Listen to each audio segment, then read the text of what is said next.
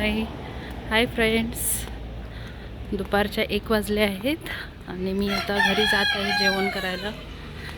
So बस आहे पण बस नाही भेटली मला, त्याच्यामुळे मी चालत जाते. तर दुपारचा वेळ आहे आणि वातावरण असं आहे, ऊन आहे पण छान आहे वातावरण.